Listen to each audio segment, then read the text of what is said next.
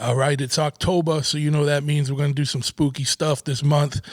So the first episode of October is going to be my boy who's a professional haunter, and if you don't know what that means, just stay tuned.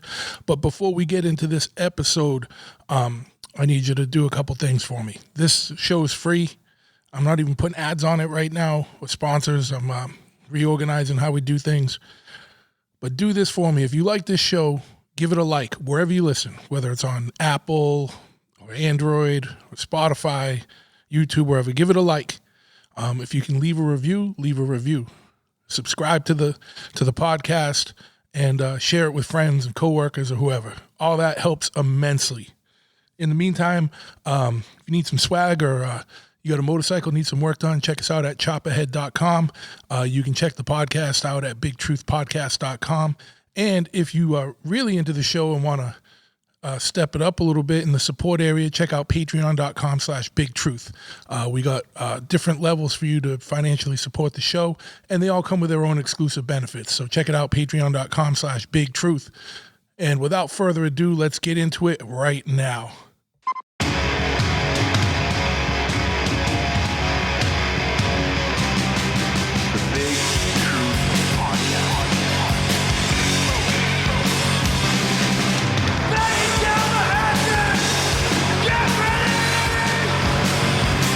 Ignition sequence start.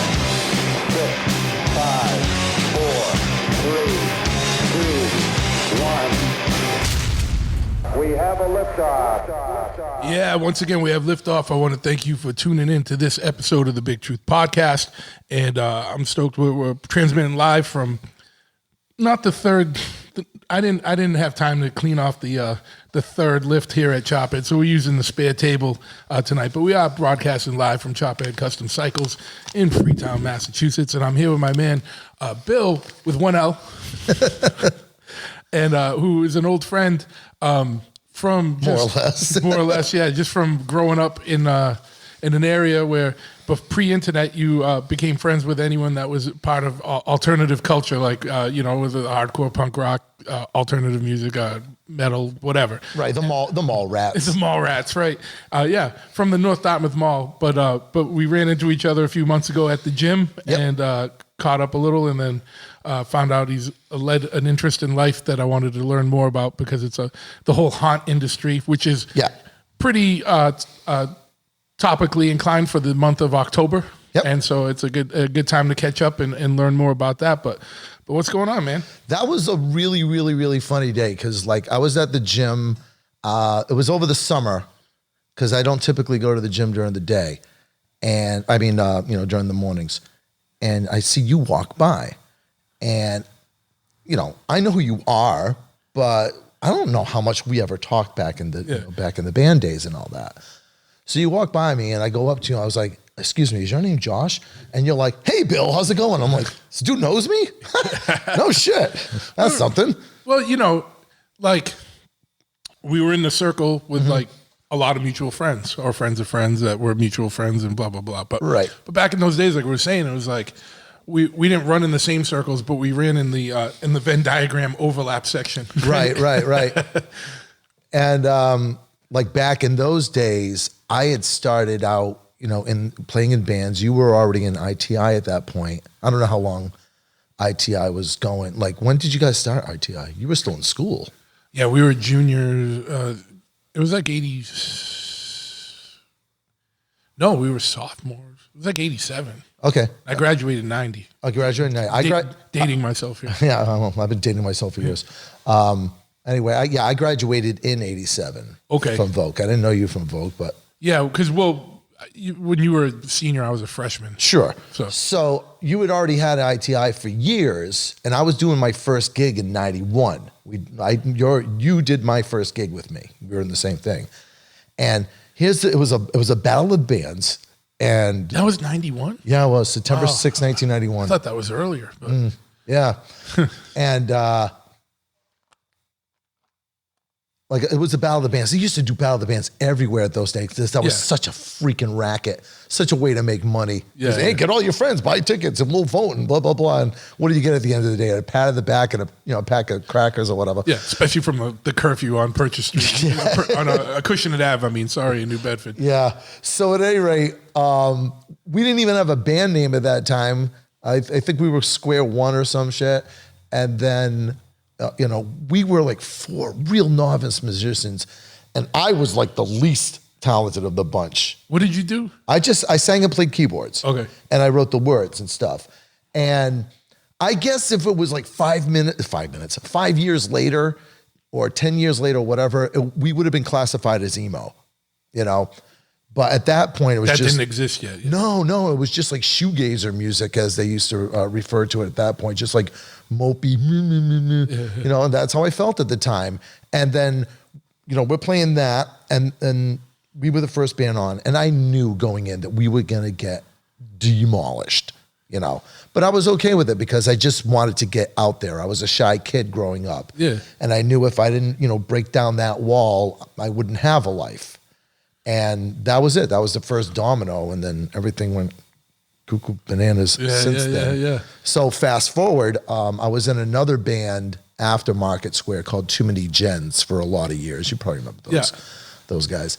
And that was always fun. But we used to do these shows on Halloween, and we would, we used to do it at the college, right? Yeah. And we would all dress up like the Misfits, and we would do a Misfits tribute show every Halloween for a couple of years. And as time went on, I started, enjoying putting the show together more than playing the music. Okay. The music was fine, but I really liked, designing the makeup, designing, what are we going to wear? What are we going to put on the screens? Putting the set list in order. It was more of the production than the music end of it. And it was 1999. And most of the band, if not all of the band, Spooky World, which that was a haunted house, a big haunted house. They started out in Berlin, Mass, and they had just relocated, and they were in Foxborough. Yeah. So that's a lot closer, right? Yeah. I remember like that time. It was like when they came, it was like they had a big launch. Yeah. Coming into Foxborough. Right, and it was a much bigger show at Foxborough, and I just remember it was the four. I think it was the four of us, or maybe one guy wasn't there. But specifically, I remember Tom Baker, the bass player for Gens, being there. And we're both big horror movie guys, and we're just walking around, just like saucer-eyed, looking at everything. Like, this is the greatest place on planet Earth, and we're like, we're gonna work here next year. And it wasn't even like one of those. Sometimes you just say something and you throw it away. We're going to do this someday. No, I meant it. Yeah. We're going to work here next year. And we kept our eyes on the website, and we did. We signed up. We worked there. It wasn't really for Tom. He made it through most of the season, but he was like, not for me. And 24 years later, I'm still working in the industry. Yeah. Yeah. And I've worked. I mean, you name the haunt in New England, I've probably worked there, or at least I got friends there. Yeah. So yeah, it's been the life I didn't think I would be living right now. That's for sure. So that's your main gig, right? Like working. Well, I mean, it's not how I make money. It's not like this. It's not like your motorcycle shop over here. There's an old. I don't make money here either. Like, don't worry about that. Yeah. There's an old saying. It's like, if you want to make $100,000 in the haunt industry, start out with $200,000. Yeah. So, but that's like my main hobby. Okay. Sure. That's my main, like, what I focus my free time on. Yeah. Like, instead of doing the band, yeah. I'm doing haunted house stuff. And you're like, well, how do you do that year round? You'd be surprised. There's plenty of things to do in the off season. Yeah. Like, so take me through how that works. Like, how do you go from like a kid that goes to the spooky world for the first time? Yep. And it's like, I'm going to fucking do this. And then you see online that they have, jobs or something like, or, whatever it is, you sign up and you get in.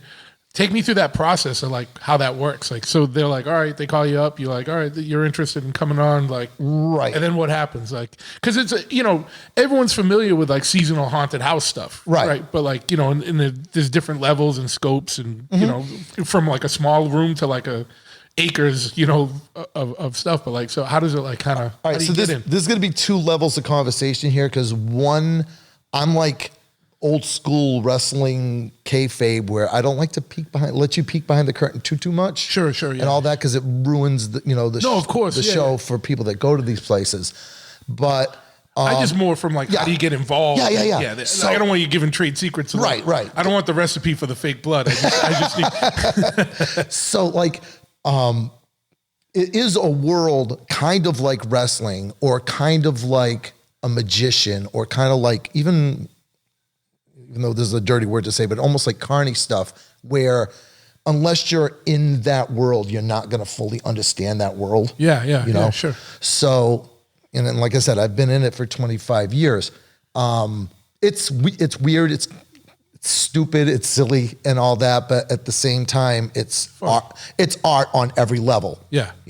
So anyway, we go down there, for the big cattle call that they have. And, basically you got to be real horrible to not get in on the ground level. Yeah. And then they weed you out, as things go along. So, we're over there and they're doing some like groundbreaking, getting you acting classes, like working on your facial expressions and all that. And I'm thinking to myself, you're kind of overthinking this, aren't you? I mean, aren't I just like popping out and going, and all that? And that's what you think it is, but it is so much more. There is so much more that goes into it. It's a lot of psychology and like this person's going to be situated there. The room's going to look like this. The lighting's going to be there. The sound effect is going to be this. The music is that. The smell. There's so many different levels to it. But I'm getting way ahead of myself. So do they really pump smells? Mm-hmm. Okay. Yeah. Okay. Yeah. See, I haven't been to one like since I was a kid, and I'm sure it's way more advanced. You know what? I really should have brought my coupons with me. You should come see our show. I will. Yeah, I work for Barrett's Haunted Mansion now. First of many cheap plugs. Barrett's Haunted Mansion. You should come see our show. Is it Barrett'sHauntedMansion.com? It's bhmansion.com. Okay. Yep. People check it out. Yep. And I'll put all these in the show notes later, so like people can just go look there for a reference for all the links. We'll do that. Right. Yeah. And there's all sorts of different like scents and stuff like that. Like one of our characters that he's like an evil clown, and he walks by you and he smells like cotton candy. Okay. And my friend Sean, he used to douse him when he did his clown character in another haunt. He would douse himself with cotton candy and a popcorn scent. Huh. And he said, I'm going to scare the hell out of that girl over there. And then next summer, she's going to go to a carnival and she's going to smell cotton candy and she's going to smell popcorn and she's going to think of me.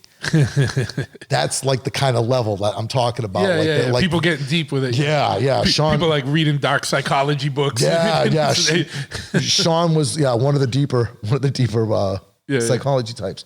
So at any rate, I get into the spooky world, at Foxborough, thinking that it's going to be all people like myself, people that are like super into horror movies and, maybe a couple of guys that are into metal and misfits and this, that, and the other and blah, blah, blah. Horror punk. Yeah. And I got there and it was the majority of the people that I met on my first couple of days were all theater people. Okay. Which was not my jam. Sure. I ended up working in theater later on, but when I got there, I was like, you got to be kidding me. It was like a lot of Rocky Horror people. Oh, yeah. Yeah, and I was the like, worst. I'm just kidding. No arguments. No, but I just remember from high school, the theater people oh, come on, just relax. Yeah. You don't got to be a thespian 24 hours. Right. You don't have to roll your eyes or something. Yeah. So I was like, oh, God, what have I got myself into? But the way I was brought up, you sign up for something. You stick to it. You stick to it. I remember being on a bowling league when I was a kid, and I was like, I don't want to bowl anymore. And my parents were like, you can quit. That's fine. But you're finishing the season. Yeah. Because you signed up for that. You got people counting on you. So I signed up for Spooky, and I was like, oh, what have I done? But I ended up finding my people, with that were into horror movies that I could talk to and all that. And I ended up working in the house it was themed after Elvira. Okay. But Tom Savini, the director and the special effects makeup artist, he helped design that house. Okay. And it was funny because I know Tom Savini from like Day of the Dead. Sure, and yeah, stuff yeah, like that. the zombie movies. Right. And we got the big meeting, and Dave Bertolino, who owns Spooky World, is like, talking to us what we're going to be doing, blah, blah, blah. Oh, sorry.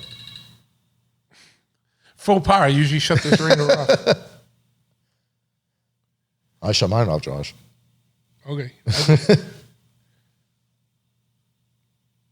I'm just doing this so they don't call back. Okay.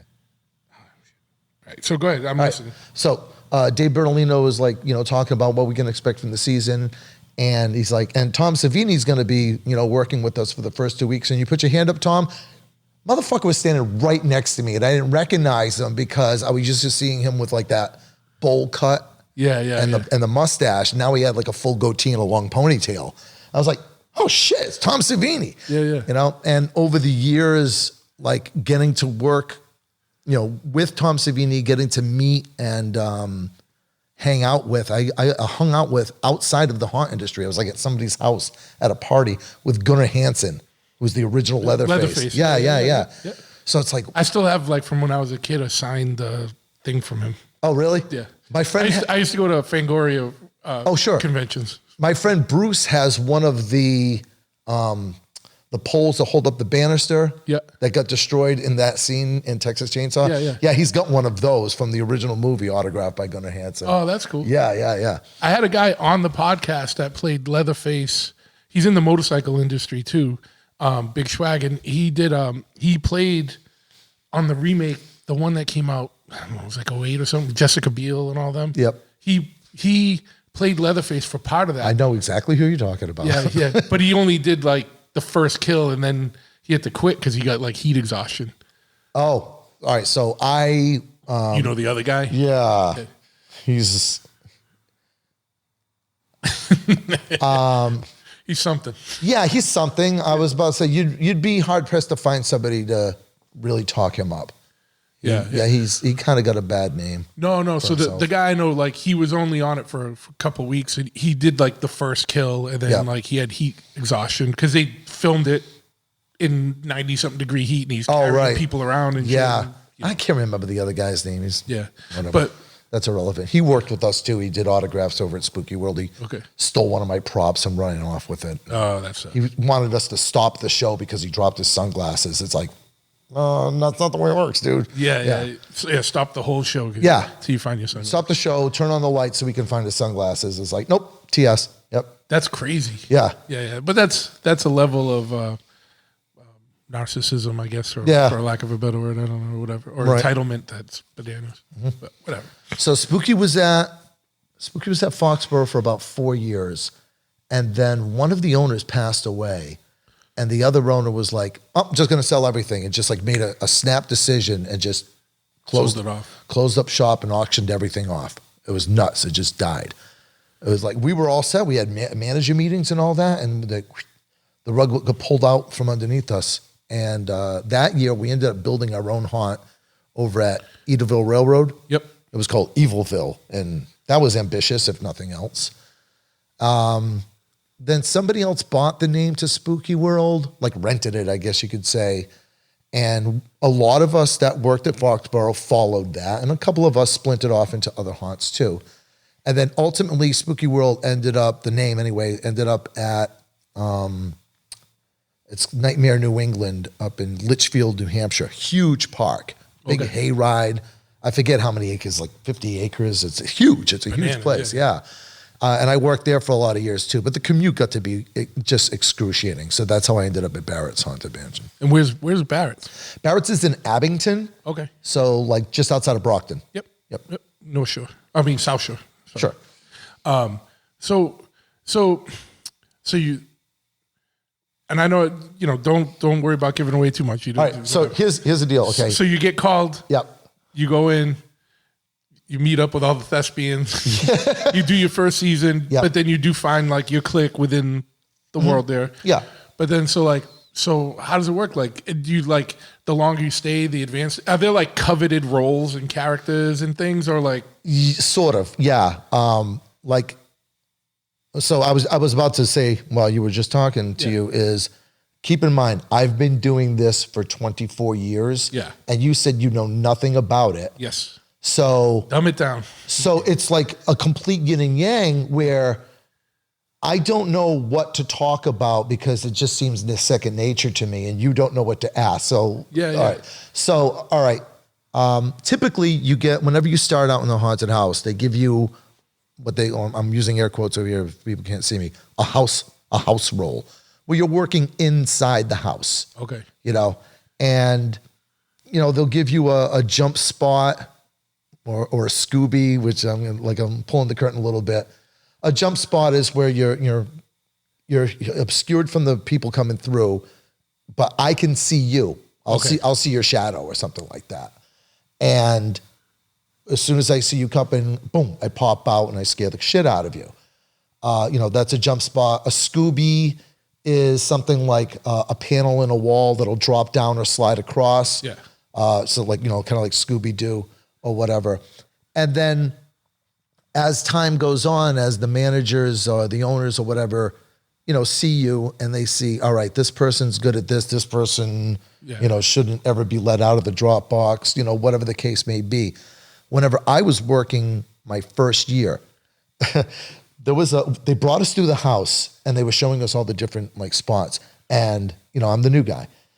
And they had this thing, it was like a hydraulic lift that you would put on a Grim Reaper robe and you would stand on this hydraulic lift and you would press the button. It would lift you like maybe 3 feet in the air. Yeah. And as soon as I saw it, I was like, I want that one. That's cool.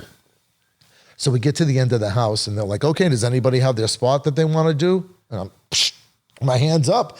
And I was like, yeah, man, I want to fly.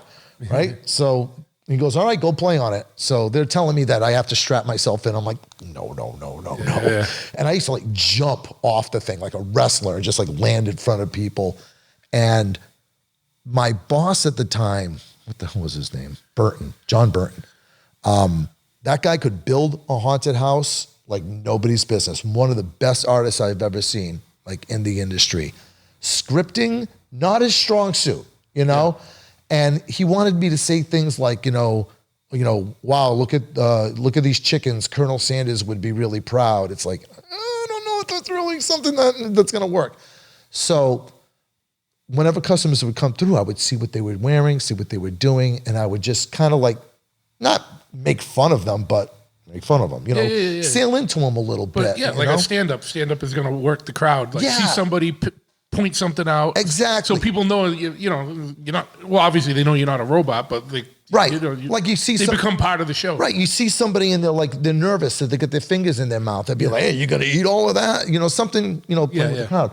So one of the other bosses comes through, like this is like the second or third weekend, and he just stops and he looks at me. He goes, do you ever say the same thing twice? I'm like, sometimes. Yeah, of course. He goes, never heard it. Haven't heard it yet. And I was like, is that bad? Do you want me to script? He goes, no, that's great. That's fantastic. Everybody gets a different show. That's the way we want things. So I ended up getting, building a reputation of just ad-libbing. Yeah. Yes. I mean, some people do, some people don't, whatever, Yeah. Yep.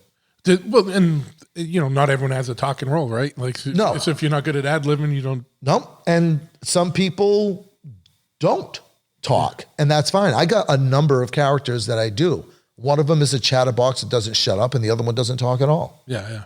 Sometimes I don't feel like dealing with the crowd. It's a lot of teenagers. Yeah. And teenagers are horrible, horrible people that should be wiped off this planet. Just put them in their own place for like 4 years till they grow up. Oh my God. World War II must have been awesome with all the teenagers just going off to war. Come back when you're a man. Leave me alone. Or don't. Yeah, or don't. Yeah. No disrespect to anyone who had a. No, of course, yeah. Yeah. But yeah, so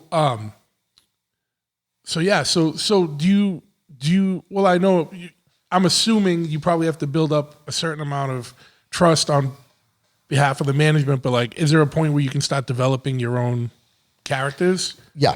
So, one of the characters that I do is like a voodoo priest, and what had happened was the guy that had built one of the haunts that I was working at, he didn't have any character design for the room. Everybody in the haunt all wore the same costume. And it was like a Spencer's Gift zombie costume, like the gray with the plastic guts and all that. And I'm just looking at it. I'm like, this is awful. This is, and I was supposed to be the greeter. I was supposed to be the guy at the door, giving everybody the instructions. Don't touch the monsters. The monsters don't touch you. Watch your step, blah, blah, blah. And I said to my boss, I was like, I've got a 3-piece suit in my car that is all ripped to shreds. It was from the Boston Zombie March. I got that in my car. Can I go wear that so I don't look like everybody in this haunt, so I can stand out? I'll be something different. He goes, yeah, go get it. And then the gears started going. I was like, all right, if I'm going to be in charge of zombies, a voodoo priest, because that's where that's where zombies come from. So I developed this voodoo priest character, and I've been doing him for over 15 years now, and he's evolved. He started off looking, kind of like a kid's drawing of a voodoo priest, but now he's like something out of a Disney. You've had time to get more neat with it. And research and spend money. I did the hat. The hat alone this year cost me like $120. Yeah. So, and I don't want to jump the gun because there's a couple funny questions I want to ask you, but I feel like we should establish more of how everything works and stuff. But because you mentioned teens, I'm like, what's some of the worst interactions? What are the things that can go wrong? Funny you should ask. So before we jump that gun, I'm going to just backtrack to our conversation that we had in the gym. And, I was telling you, hey, so, what do you do now? And I was telling you, I work with the haunted house industry. And you said something like, I should get you on the show because that's really weird. And then you kind of backtracked and you're like, well, I don't mean it's weird. I mean, it's just, and I was like, Josh, I am perfectly aware of how ridiculous I am. You don't have to apologize. So what's the worst that could happen? Lucky for you, it happened last year. So I was doing a character that was kind of like... So 24 years in is when you hit the worst thing. It seems like it's getting worse every year. Okay. Yeah. Okay. Hopefully that's the worst thing that's ever happened to me. Hopefully this year, although, we'll see. But last year I had 2 incidents and one of them broke me. One of them broke me I didn't even know what I was going to do with myself. So the first one, I was walking, the kid hadn't even bought his tickets yet. And I was doing this cult leader, 1980s satanic panic, cult in the woods kind of thing. Yeah. Freetown shit, right? Yeah. And, that's right. We're in the Freetown, right in Freetown. So I just got up. That character doesn't talk. And I was just staring at the kid. I'm wearing these Kiss boots, so I wanted to be taller. I'm not a tall dude. So I wanted to be tall and menacing. And this guy's staring at me and he's giving me, a mouthful. And I had these business cards that were completely blank, except for in very small print, it said, "We will be in touch," which is really creepy, right? Yeah. So I just flick my fingers and I hand him the card. He takes it out of my hand. I walk 2 steps. Motherfucker chump slaps me right in the back. Did he know you were part of the show or did he just think you were a weirdo hanging outside?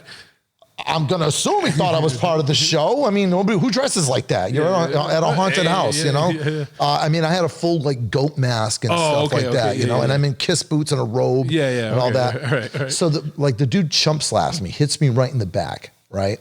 And I look down, my business card is on the ground. And I'm looking at him and he's like, "What the fuck are you going to do?" Right? Yeah. And I'm like, "I'm going to take a note of what you're wearing so I can go turn you into security."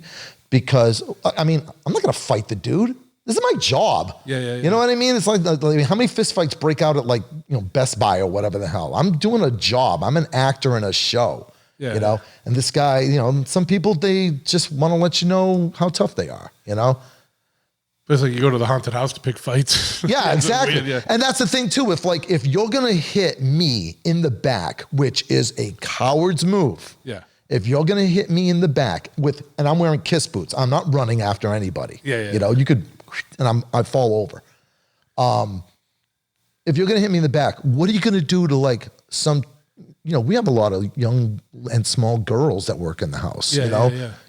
Apparently you're not above hitting one of them. So I got to find weed this guy out, So I got to go turn him into security. So I go get security and they come over and he's like, "He hit me first." And the security's like, "That did not happen." Yeah. So they gave him a warning, which I didn't agree with. They should have just tossed him. He ended up messing with this other dude who's very, very thin. I think the guy weighs like about maybe $140. Real skinny dude. Messes with him. And then he messes with this other dude that's like a power lifter. He's like, like that, right? And it's like, you got to be out of your mind. So at that point, they're like, all right, get the cops, get this guy out of here. And the guy started messing with the cops too. It's like, dude, how much do you have to prove here? Yeah. You might have been on something, maybe. Yeah, I don't know. Yeah. That's entirely possible. Oh, was he with the chick he was trying to impress? No, he was with his boys. And his boys were like, dude, knock it off, knock it off, knock it off. It's like, Sounds like he was scared and he was trying to like overcompensate. Yeah, I've seen so many of that. That's probably exactly what it is. I didn't even think that he might have been on some sort of like speed or whatever. I don't know. I've my knowledge of drugs, starts and ends with NyQuil. So, he's huffing NyQuil. So anyway, later on in the season, we do this thing. At Barrett's Haunted Mansion, bhmansion.com. Yeah. We do this thing on busy nights, and we call it the Rush. And what happens is all of the roaming characters. So you asking about coveted roles. A lot of people think of the roaming characters as the coveted roles because those are the ones that get their pictures on Instagram.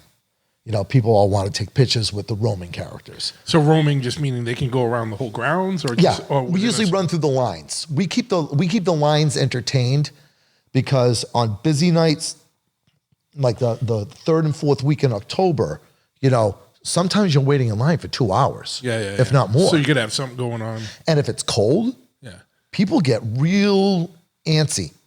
So you got to keep them entertained somehow. We have a stage where we do shows on the hour. Or on the half hour or whatever it is, it will be like a magic or a scavenger hunt or some shit like that. And then on the half hour, we do the Rush. And what happens is all the roaming characters all gather at a secret spot. You don't get the curtain. So we all gather in our secret spot, and then the alarms go off, and we all come walking down the stairs, and we all surround the queue line. And then heavy music starts up, and you just hear this air horn go off, and we all jump into the line at the same time. So you got like 8, 9 characters all zigzagging through the line. It's chaotic, and people scream, and some people are not screaming or whatever, but I mean, a lot of people freak out, and it's fun. It's entertaining. Jump scares. So this one girl was really drunk and really ambitious too, and we'll get to that in a second. And she is getting up like point blank in the roamers' faces, like right nose to nose, and going, ah, and screaming like right in their face.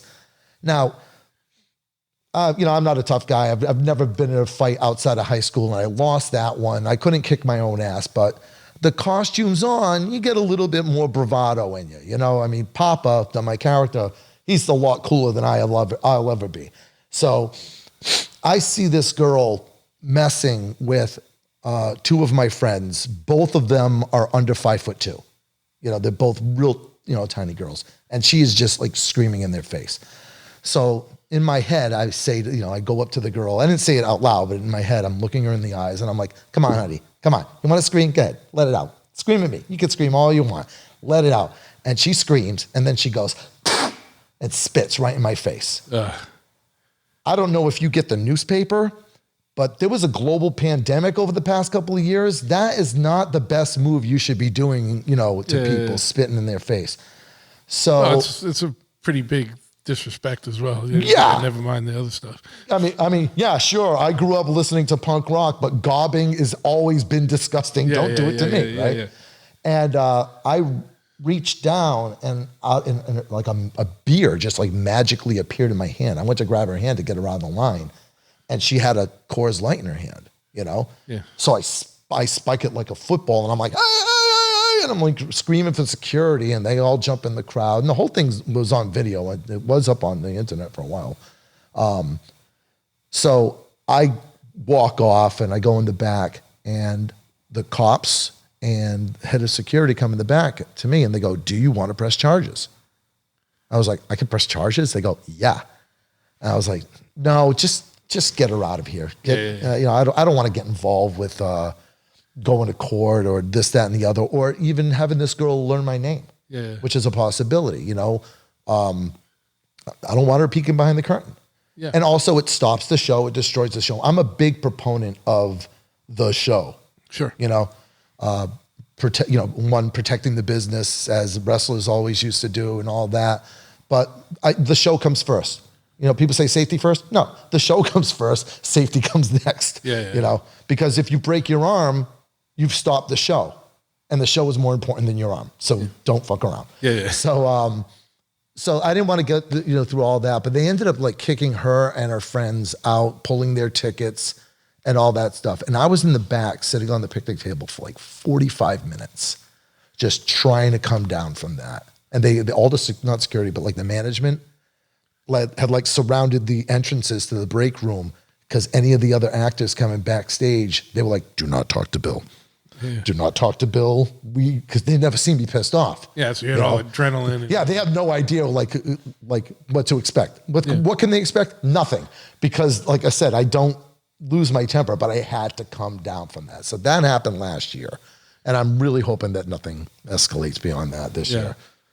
So not as far as not horrible or disrespectful or annoying things, but what's like some of the weirdest shit or the weirdest reactions you've seen, like, you know, like a weird things that have happened in those spots? Like we had somebody pop their hernia. We had somebody pop their hernia that was in Boston. There was this awesome drop down, like it was like a coffin or a tomb or whatever, and the side of it dropped down to make a big noise, and it scared the person so much that they ended up popping their hernia. That was probably the worst thing I've seen. I have seen many people piss themselves. That was my next question. Yeah. I've seen. Have you literally scared the shit or piss out of somebody? For a while, I had a record, but then my friend Brian broke it, the son of a bitch. But it was one of my first years working. I was still in Foxborough, and these two girls came through my room, and I popped, and this is not when I was doing that flying roll, and I popped and I scared them. And they ran up the hallway, and then all you smelt was piss. Usually when you scare somebody and they piss, it's like squeak, you know, boys and girls' bladders work differently, you know, usually with a girl, it's like squeak and that's it. Right. These two girls, both of them full download, just bladder emptied. And that's all you could smell. So I go into the next room or two rooms up, and I was like, did that girl piss? He goes, no, they both did. They both had big stains. I scared the piss out of both of them, and they both like. That's a badge of honor, right? Oh yeah, we used to give out badges at the end of the year. I still have mine from Spooky. Yeah. Well, what's your body count?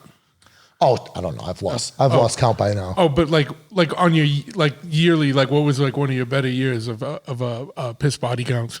If you remember, yeah. No, I remember the haunt. Because we had four. We had four haunts at four haunts in a hayride at Spooky World in Foxborough the first couple of years, and we would have competitions with the houses, who get the most. Now, we did crazy business over there. There was nights that we had like 10,000 people, you know? Yeah. So I think we had like, the house had about a dozen in one night at the house that I worked in. That's a lot of piss. Yeah. In one night. Yeah. Okay. That was one night. That wasn't a weekly total. That was the. No, that was one night. Yeah. That wasn't a whole season. This isn't like kids. This is like teenagers, adults. It could be anybody. Yeah. Anyone, yeah. Last year, because I don't work the house spots as much anymore. What I like about where I work now, Barrett's Haunted Mansion, bhmansion.com, where I work now, most of the time I'm a roaming character. Most of the time I'm running the lines. But there will be nights that they put me in the house spots just to.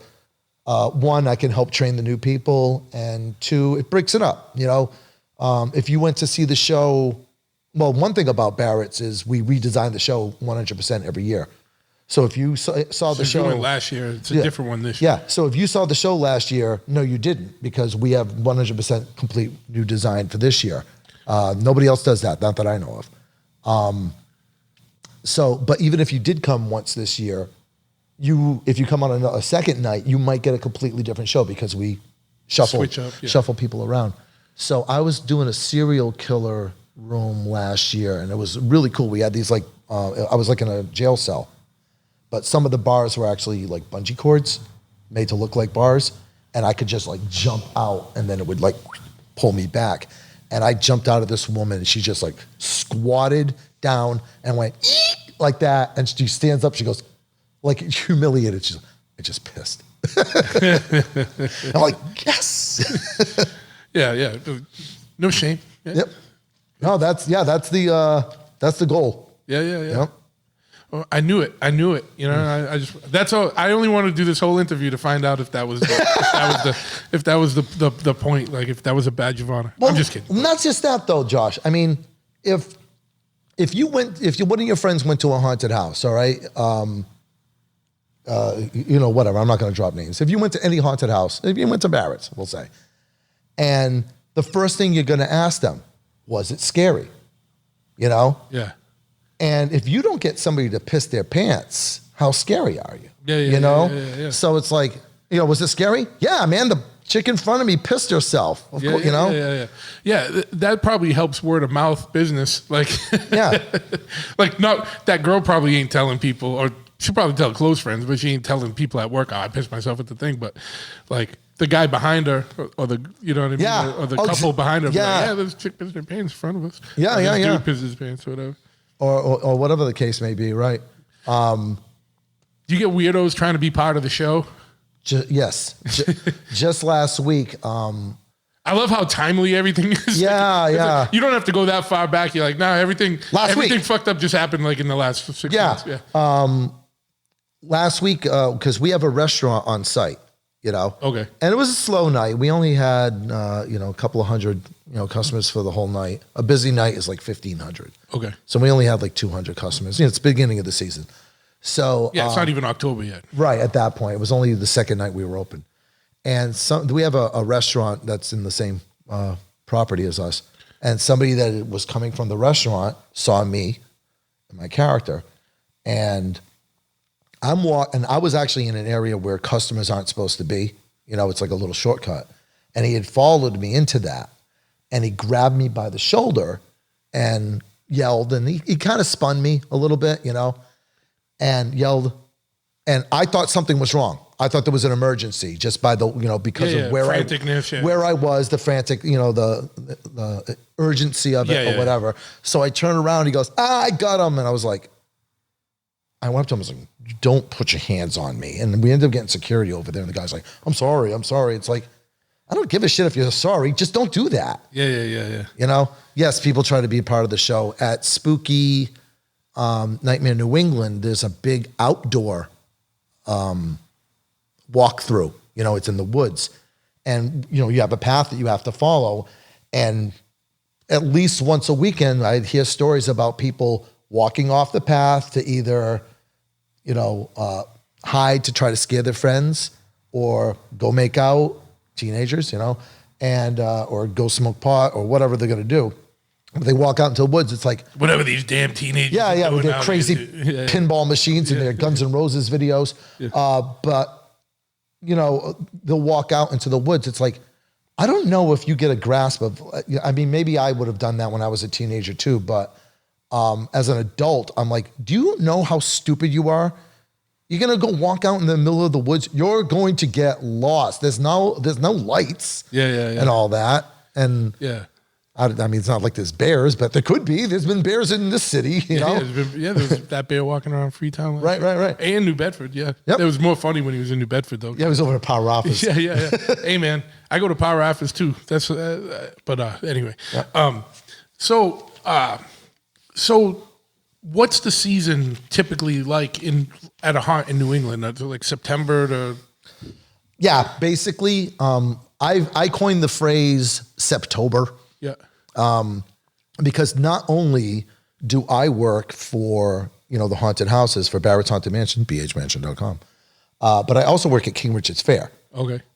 Which is hilarious because I love horror movies. This is why I work at a haunted house. I don't like Renaissance fairs.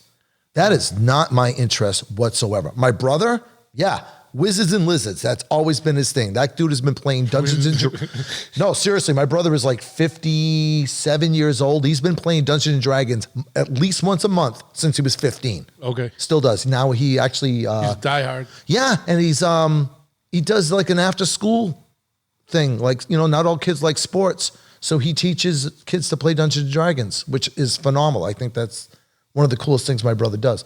Anyway, I don't like Wizards and Lizards. I'm a monsters and robots kind of guy.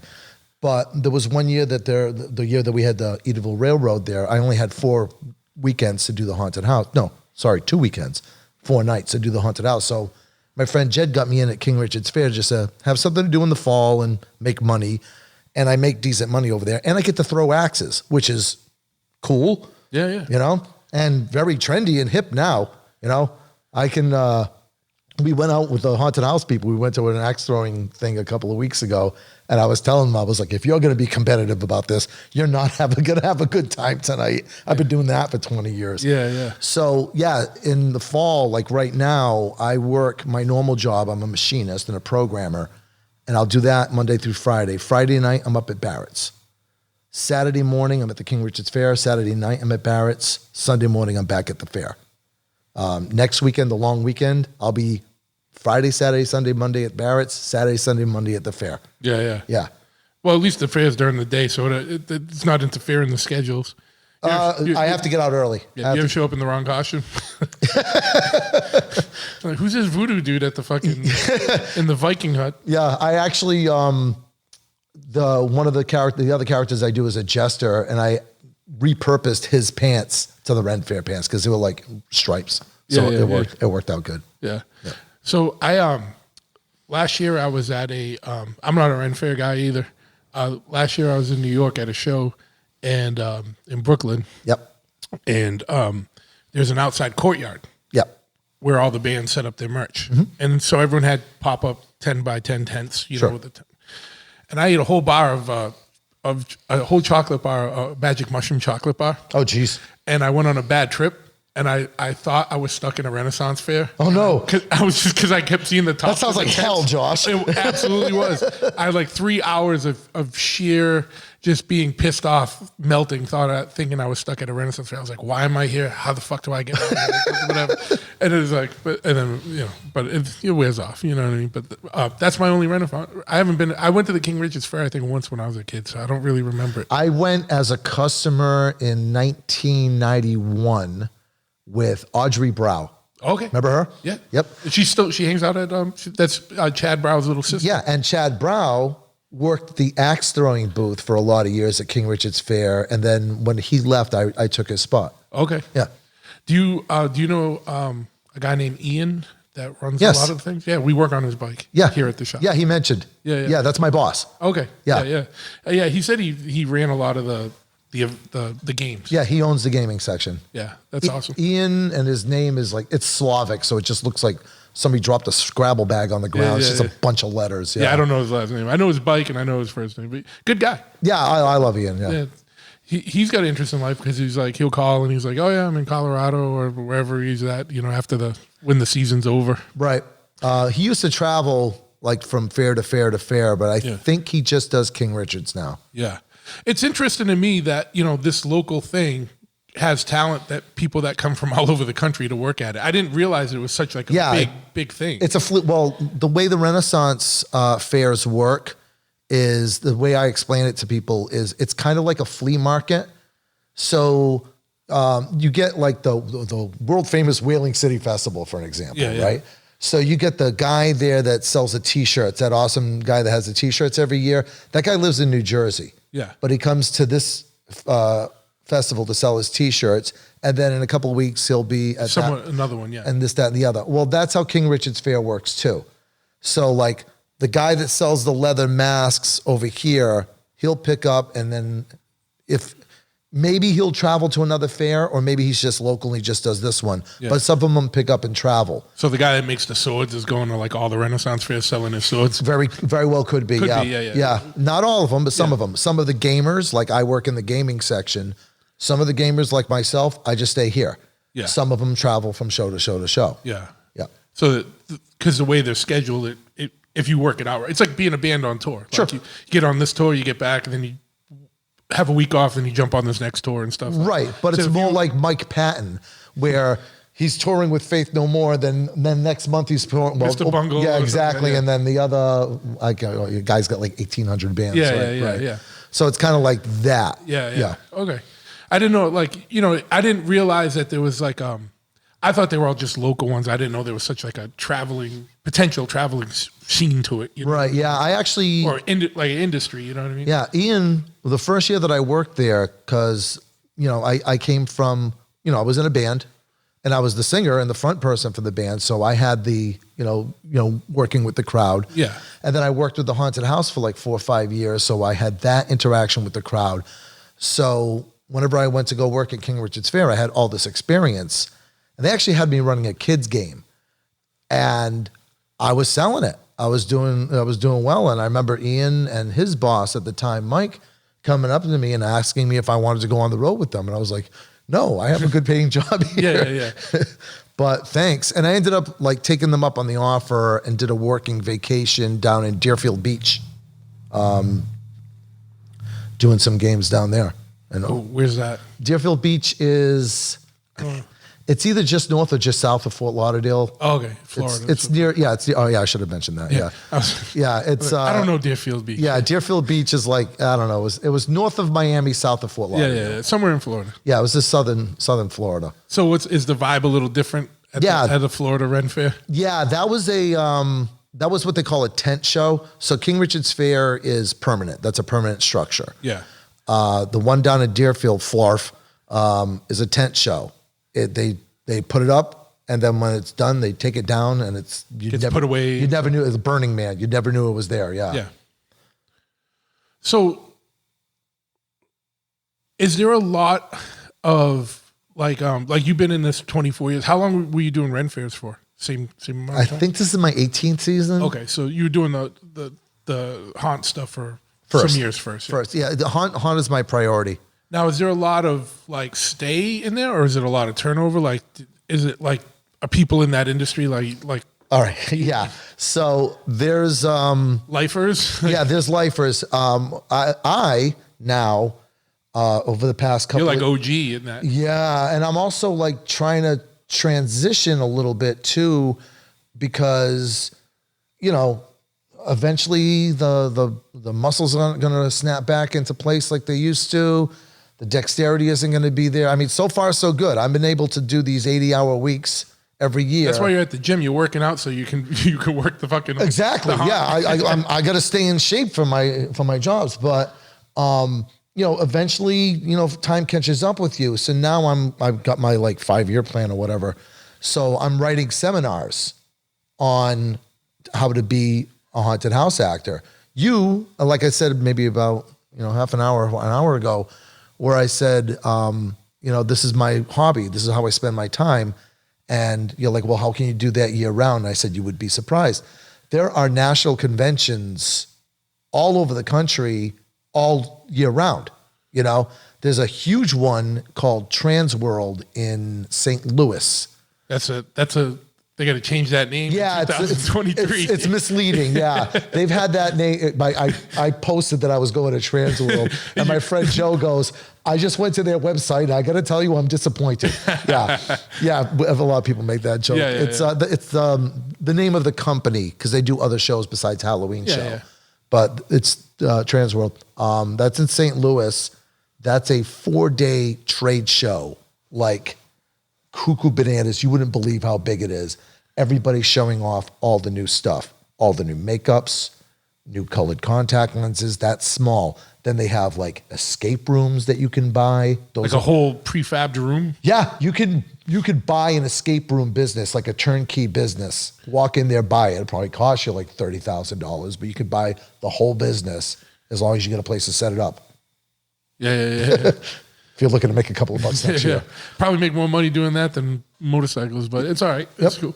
But so there's like this big industry behind it. It's like, yes, not just. And like what you were saying before about the lifers and this, that, and the other, like the first slide in my presentation, I always talk about what they call the 10,000 hour rule. You know, if you're going to practice and you're going to get proficient at something, you got to work 10,000 hours at it. Yeah. But there's not that many hours in the work week at a haunted house over the course of the year. It would take you over 100 years to get to 10,000 hours. So you have to think about it constantly, all the time. And that's the difference between somebody that works at a haunted attraction and a, finger quotes, guys, haunter. Yeah. You know, I'm a haunter. That's what I am. So that's the terminology. For someone that's serious. That's haunter. Haunter. Right. Okay. Yep. So that's when I put your name on the thing, it'd be Bill Withonel, Haunter. Haunter. Esquire. Yeah. Okay. Don't put Rennie. Yeah. No. So Rennie's the lifer for Renaissance Fair? Yeah. And because it's like the running gag because I don't really care for Renaissance fairs. Even though you've been doing it 18 years. Just saying. Exactly. I mean, well, I've been at my job as a machinist for 35 years, you know, but. So you took your parents' advice to heart. Like if you do something, you're in it. Yeah. Good thing you didn't stay on bowling. Yeah, exactly. I'd be like nachos all over the place. Champion, yeah. The best mozzarella stick maker in the. But so yeah, man. Like, so how much time goes into like? So just say like the one you're at now. Yeah. Barrett's. The Barrett's on bhmansion.com. Yeah. All right, yeah. I know. I'm going to be thinking about that. I'm going to wake up in 3 a.m. We'll bhmansion.com. How much time goes into that off season? Like is it set up pretty quick? Because you said it changes. It changes, right? Yeah. So is that something that you said there's a lot of time put into it? So like right. So season ends usually just after Halloween. We usually have sometimes we'd have like one weekend. Excuse me, I got a burp. So the first week in November. One weekend after Halloween sometimes and all that. But typically we'll say Halloween, done. Yeah. And then, you get to rest for a couple of months. Then usually around February, they start having meetings where I got this idea for a room. I got that idea for a room. We should do this. We should do that, blah, blah, blah. Start drawing off the map. Because sometimes we reroute the map through the house. They start doing that around February. Transworld is where you buy all the new props and this, that, and the other. That was in February this year. Typically, it's in March. Okay. So the owner and management will go out and they'll look at all the new stuff and they'll be like, oh, we want this, we want that, we want this. There was this prop that they had there this year. I wasn't there with management. I just went because I wanted to go. Yeah. But they knew I was there. So there was this one prop. It was like this a skull about the size and weight of a medicine ball, or a light medicine ball anyway, like maybe about 4 pounds, right? And it's on a bungee that straps to your wrist. So the owner is walking by, and she's just like this little older lady, and the guy throws the skull, and it bounces back into his hand. It knocked her over though. It didn't hit her, but it got her. Yeah. And she's owned a haunted house for 32nd season. Yeah. You're not going to get her. They got her. So they're like, we're buying one. Go find Bill. Because they wanted me to do it because I did a similar gag with another character. They're like, go find Bill. Buy him one of these. Let him pick out which one he wants. So I got this awesome skull. Yeah. And I throw it and it bounces back to me. Yeah. Yeah. So. That's the voodoo guy? No, that's the Jester does that one. Okay. Yep. So as a haunter, how involved do you get in the kind of the setup or the design of things? In the build process, I don't. Okay. I like to give suggestions, but not many of them get used because a lot of people get suggestions, and there's only so much room. Yeah. And budget, and if they go and they don't have props for that room. And it's like, hey, can you do this? And like, didn't we just buy you a skull? Shh. No, yeah. No, they're not. You got a skull, shut up. Yeah, exactly. No, they're not like that. No. I don't get involved in that. Yeah. I'm not on the build crew for several reasons. One, I'm not handy. Okay. 2, that's a lot of stress because there's a time restraint. You got to get this finished in X amount of time, X amount of budget, Sure. This, that, and the other. That sounds exactly like work. Yeah. And I already have a job. Yeah. That's work. Did they ever pull you in for your machining skills? No. Okay. No. Do they know you're a machinist? Yes. Okay. Yes, and well, the thing is that like they say, hey, can you machine that? I'm like, no, I work for a corporation. Yeah, yeah. No, I don't do.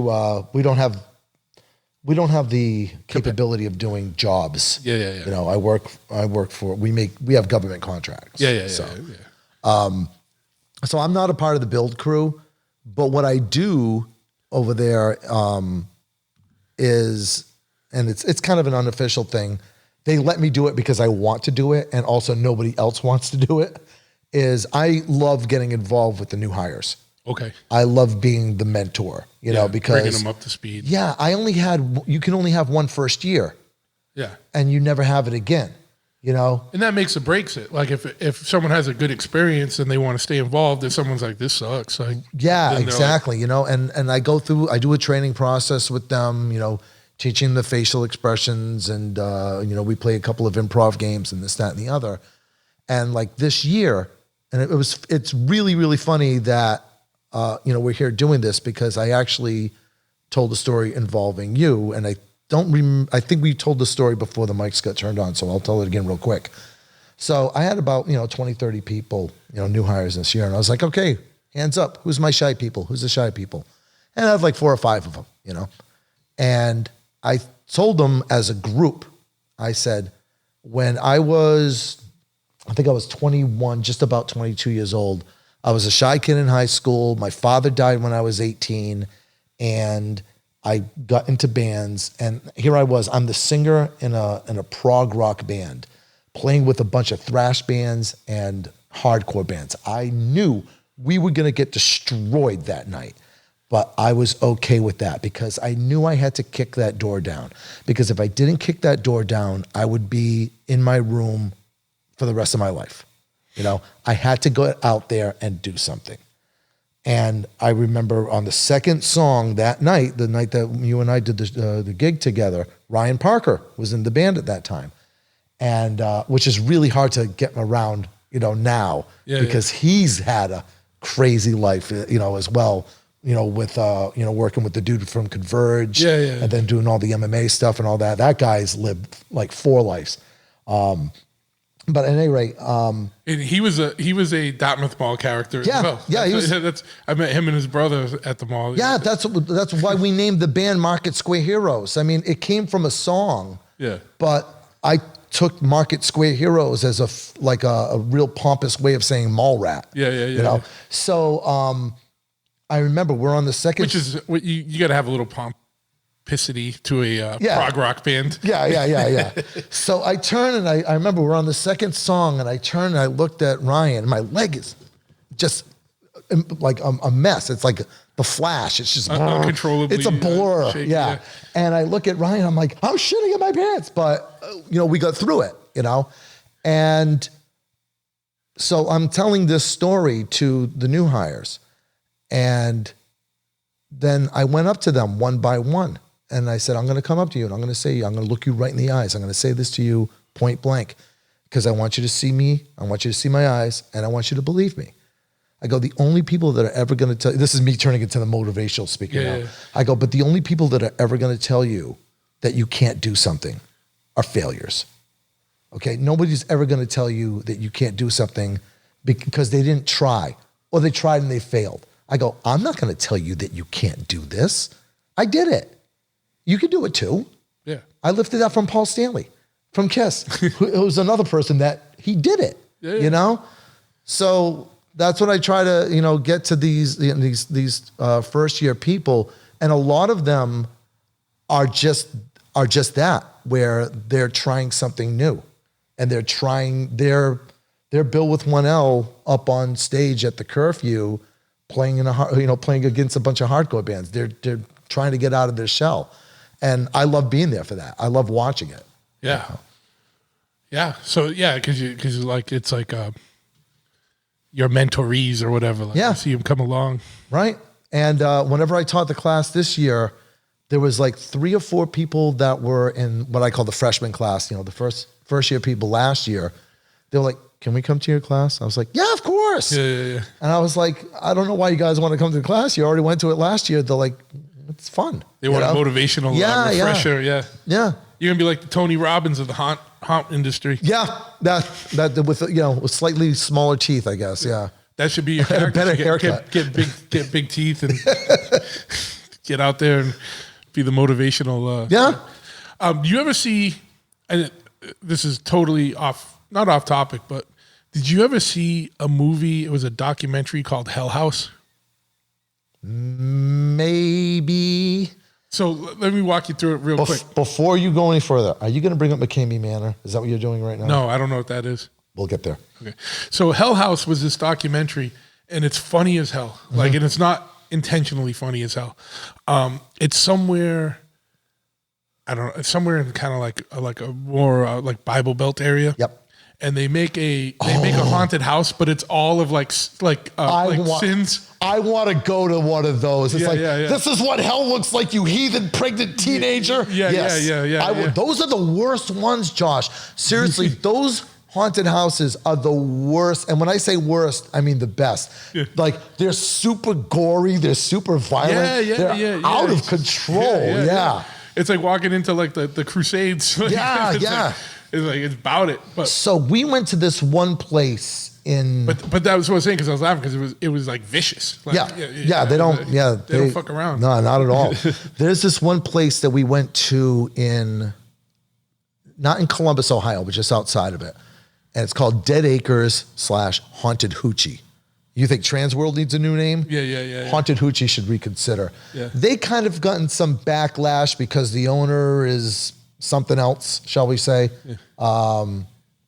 They were showing kind of Nazi stuff on the wall. So there was like some weird kind of backlash with the Haunted Hoochie. I don't get involved in stuff like that. But we went there before the backlash happened, and they're a extreme haunt. They're a full contact haunt. You go in there, I mean, you come to any haunt in this area, except for special nights, but on most given nights, we can't touch you. Yeah. We're not going to touch you, Haunted Hoochie, they just, boom, they grab you. I mean, and they knew I was a haunted house actor. They knew I was a haunter. That dude, like hooked me, headlocked me and dragged me into a closet and stuff like that. Yeah. So they spray you with stuff. They yell at you. They swear at you and stuff like that. That was like next level stuff. And we were all about it because we had never seen stuff like that. Yeah. A lot of the haunts now are starting to pick up on that. So my haunt, Barrett's Haunted Mansion, bhmansion.com. We do 3 special events during the year. As this episode goes up, you just missed what we call Darkness Unleashed. So that was last night in real-time listening.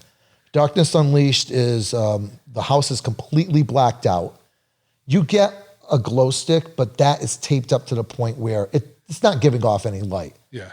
It's red or it's blue. And that's not for you. That's for me. Yeah. So I know you're coming. Yeah. You can't see shit. And we'll grab them. We'll spray water in their face and this, that, and the other. That's Darkness Unleashed. On the 18th and on the 30th of this month, we have 2 other special events called Devil's Night, which is similar to Darkness, only thing the lights are on, but now it's full contact. We can grab you. Yeah. And so people have to sign waivers? Yes, absolutely. Yes, they have to sign waivers for that. And it's never, it's not out of control. I'm not punching anybody in the mouth or anything like that. Although last year I was in a morph suit, so I was in complete black, and the room I was in was in complete black too. And I would see the people come in the room, and I would come up behind them and I would grab them, And if I felt that it was a boy, I would hook him. I'd put him in a headlock, and then I would kick him in the back of the knee, so we would both fall to the ground, and the floor was padded. It was just blam, collapse on the ground, and then I would stroke their head, and I'd be like a baby, and I'd be like, shh. You've been through so much. It's really creepy, Yeah. And if I grab them and I felt that it was a girl, I would just tango dance with them, and I would get in their ear and I'd say, "Dance with me, you little toad." Yeah. So you can't grab a girl and bring her to the ground. No. It's assault. Yeah, exactly. Yeah, I mean, they signed a waiver, but there's limits. It's being cool. Yeah. So, people have a good time with that, and then we also do kind of skits. There was a hair salon set, and people would grab people, put them in the chair, grab their hair and make believe they were cutting it, and then they would throw fake hair in their lap so that people thought that you cut their hair. And they freak out. Yeah. That's like we were talking like an hour ago about the different levels of like psychology. Yeah. You know, you're freaking these people out. So those are the devil's nights. Those get out of control. Those are a lot of fun. So we have those. Now, like I said to you before about Now in those full contact ones, like we grab, you ever get cold cocked? Like someone like freak out and like, yes. Yeah. I get cold. I get punched in the face. You can tell the difference between somebody being a dick and someone, you know. Just scared reaction. Yeah. Just fight or flight. Yeah, exactly. Like the first year, there was like a 7-8-year-old girl. What she was doing in the house, I don't know. You have horrible parents. Yeah. But she's in the room, and I got like down level. I got like kind of like in her face, and she just went pow, and like just straight like punch right in the mouth, like boom. It's a 7-year-old kid. It's not going to knock me out, but it's like, you know, skin bracer. You know, it wakes you up a little bit. Yeah. And I've gotten pie plated in the nose. I've gotten elbowed plenty of times and all that. After years and years, you know the difference between somebody being, you know, chump slapping me in the aggressive, back. versus like someone with a visceral reaction. Yeah, and I mean, if you're not having fun, if you're not willing to put up with that, then maybe you're not cut out to be a haunter. Yeah. You know, that's something you got to put up with. I brought up McCamey Manor. Every year, somebody typically will bring it up to me because the memes go around. There's a haunted house. You've probably seen them. Well, you don't seem to do social media too much, but every year there's a meme that goes around. There's a haunted house that's so extreme that there's a waiting list of over 10,000 people and nobody's made it all the way to the end. It's not a haunted house. That's somebody's basement. It's this guy, Russ McCamey. I've met him. He's a nice enough guy, but he's kind of a weird guy. A little off. Yeah, a little. Well, you got to be a little weird off because of what he does. People sign up for this shit, not me, but they sign up for this, and he basically just like locks you in his basement and tortures you for 8 hours. Yeah, like ties you up to the support beam and all that, and they'll pour bugs all over your face, just literally torture you for 8 hours. Yeah. That's not a haunted house. That's like a weird like sex fetish thing. I'm not going to kink shame anybody's anything, but if that's your bag of dope, go ahead. Not for me. There's a documentary. It was on Netflix. I don't know. It comes and goes. It'll probably be back around given Halloween season. It's called Haunters, The Art of the Scare.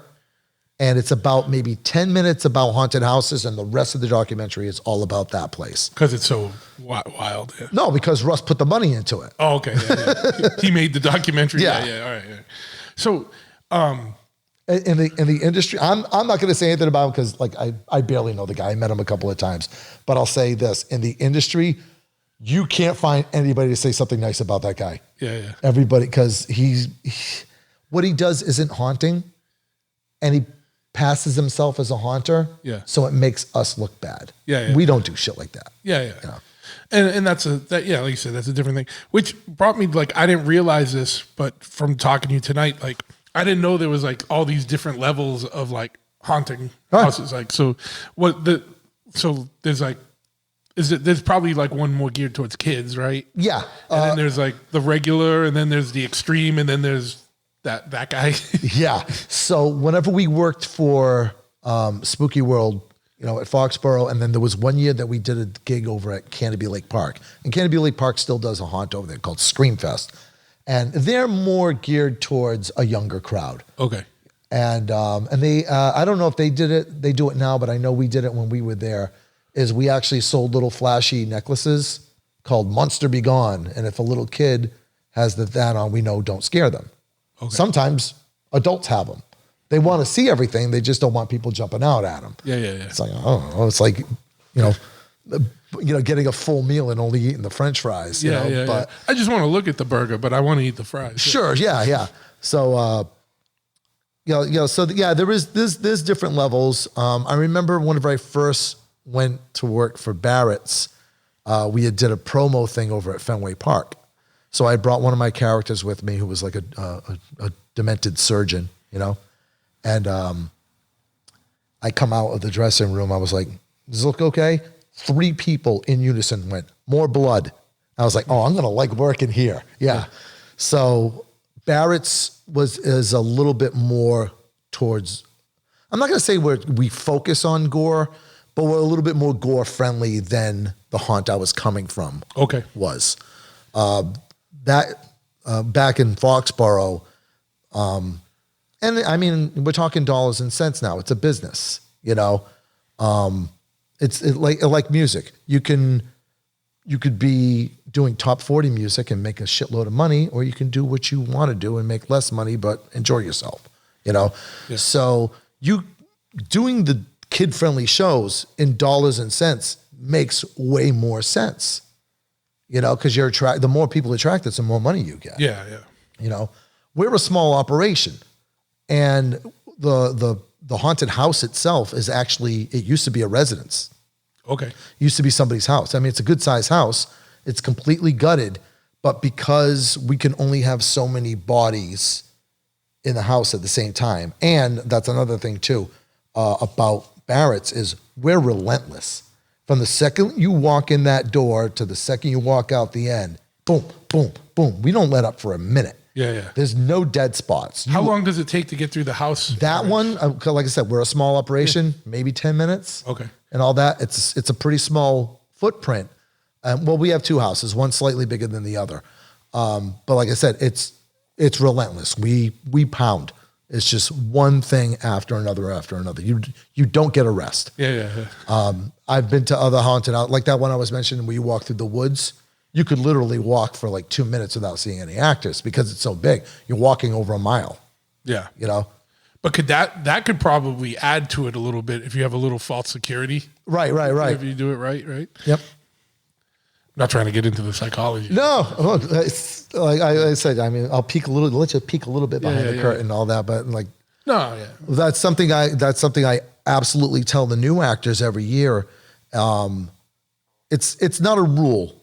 Like, you're not going to get fired if you do it. But I always tell them, when you get done for the night, take out your contact lenses, wipe off your makeup, change your clothes.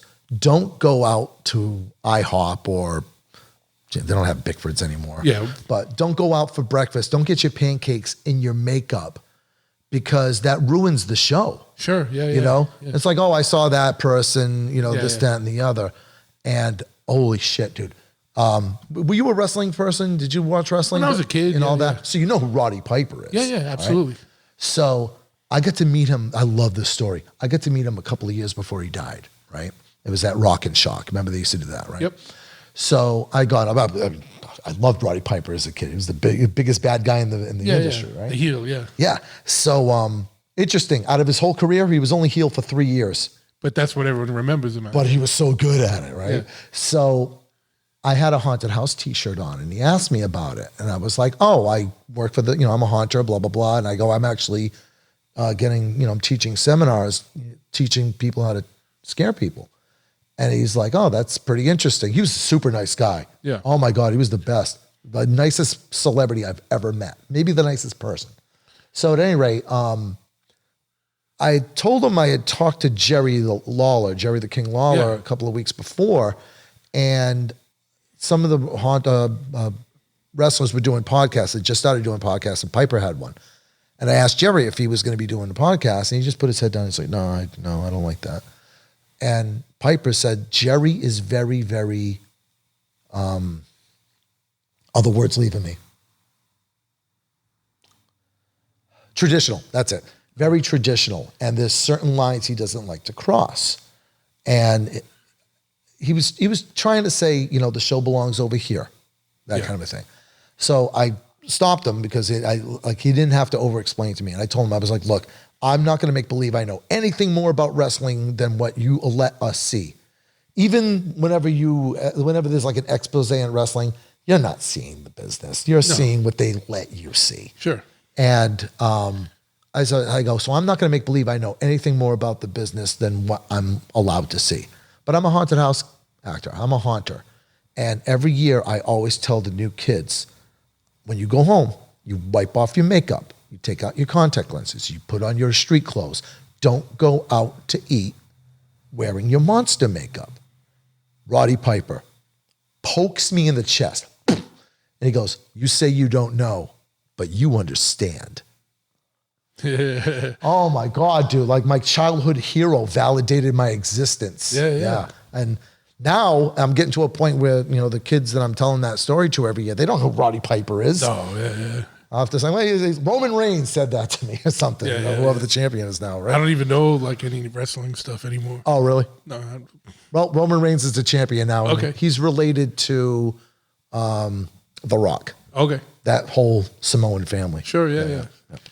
Now you just brought a podcast. You had told me earlier you have a podcast. Yep. Why don't you talk a little bit More cheap plugs. No, but like, what's it about? Like, what got you into doing a podcast? And All right, so it started out with my friend Gabby, who I met at the King Richard's Fair, and we're both, or we like to think that we're funny people, and we had always talked about doing a podcast, and with the way the internet works, where it brings everybody together, but it also keeps everybody so separate. Yep.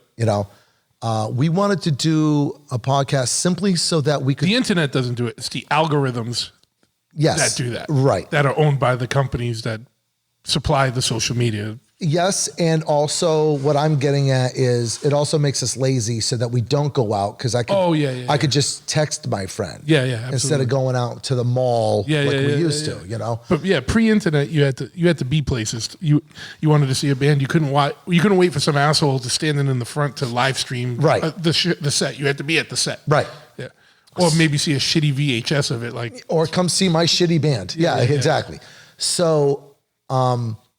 Gabby and I wanted to do a show, and we had talked about it. We just didn't know what we wanted to do. Yeah. For years, And then I came up with this idea called "This Week Was Way Better Last Year."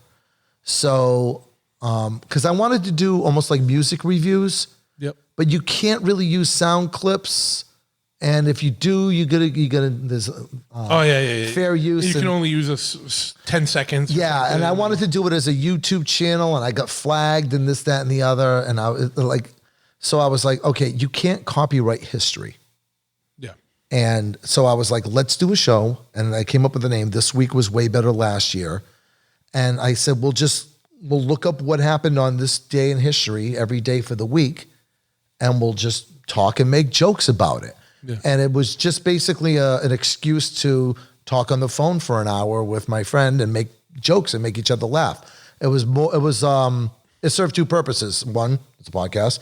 And two, it was almost like an antidepressant, because it was right around the start of COVID too, Yeah. It was pre-COVID, but I'm glad we were doing it during COVID because it gave. Yeah. That's like I started right before. And then during COVID, I was like, I'm glad I got this. Right. Because it was something to do. And it was way easier to get people because like I had more time. Everyone had more time. Yeah. I still worked every day because they don't close. This is essential. Yeah. Because it's automotive or whatever. But yeah. I didn't ever stop working either. I worked for we have government contracts. So it started out like with my friend Gabby and I doing that. And then it got to a point where we couldn't really make our schedules work. Yeah. And I was going to quit. And then my friend Jeff, who I brought up earlier, Jeff, as we call him, Jeff McLargehuge, he was like, I can do it. I was like, you want to try? And it's a much different show. Sure. With me and Jeff.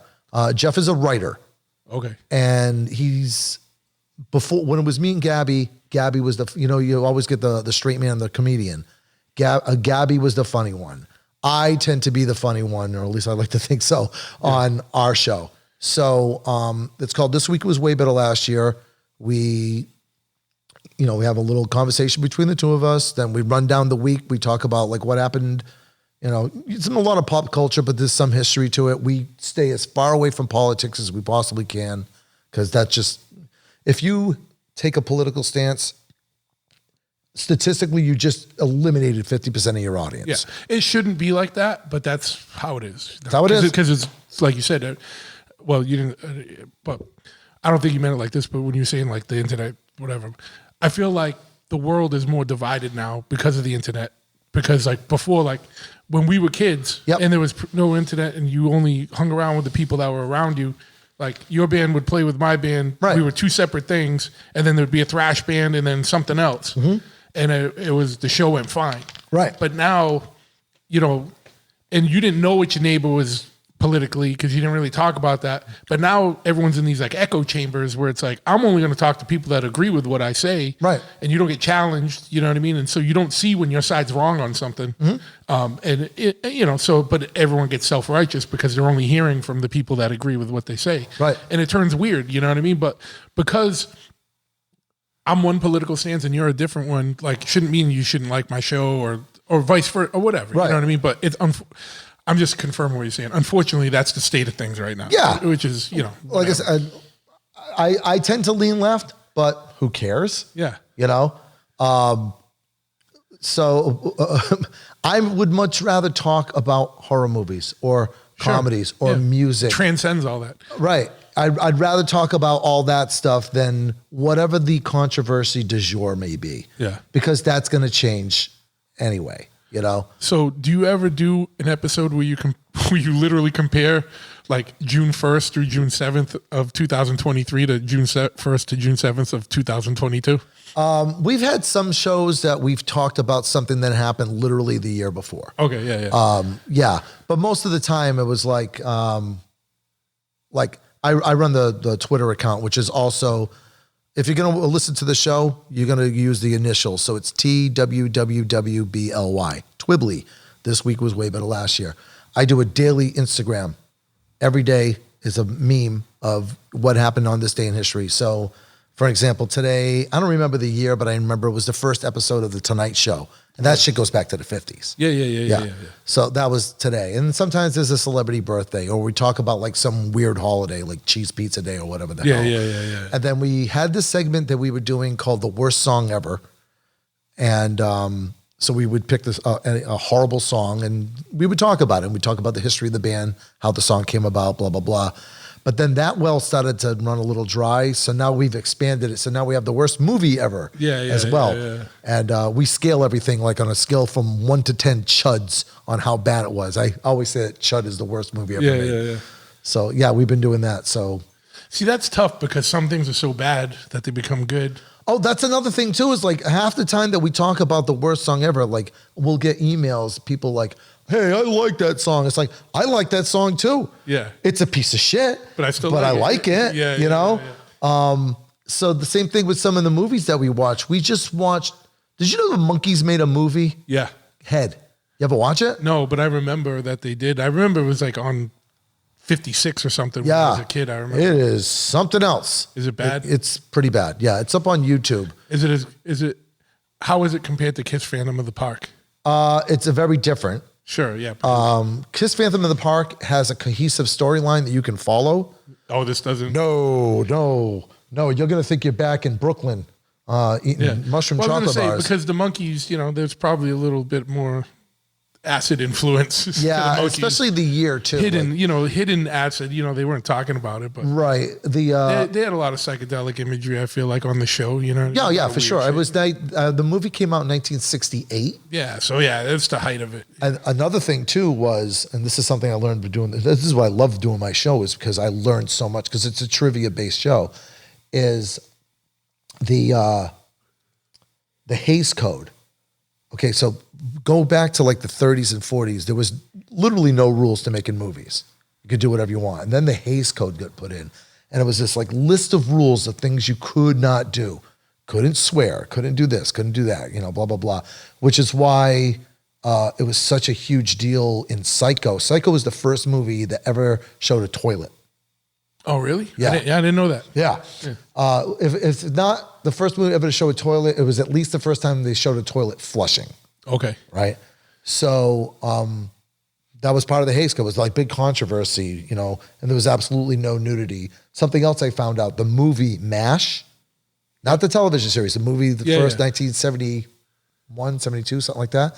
First movie to ever use the F word. Really? Yep.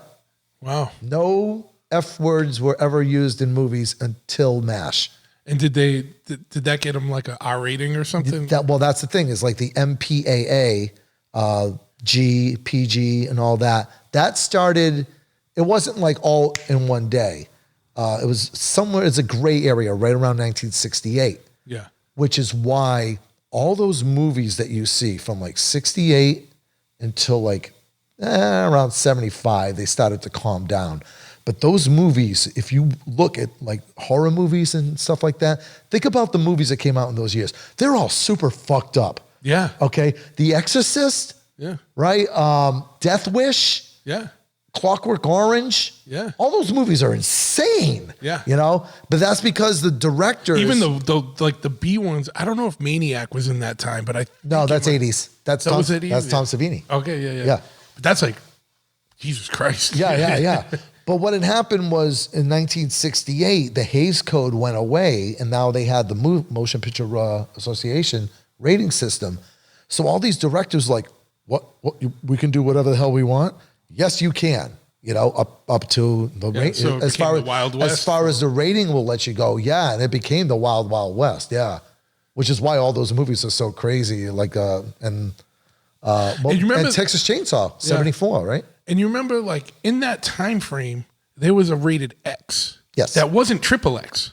Right. It was like in between R and triple X. Triple X is straight up porn. Yeah. Right. But X was like, And triple X wasn't even a real rating. no, but it was just like, that Yeah. was like the That was just because code, yeah. Like, Because the thing is you don't have to get a rating for your movie, yeah.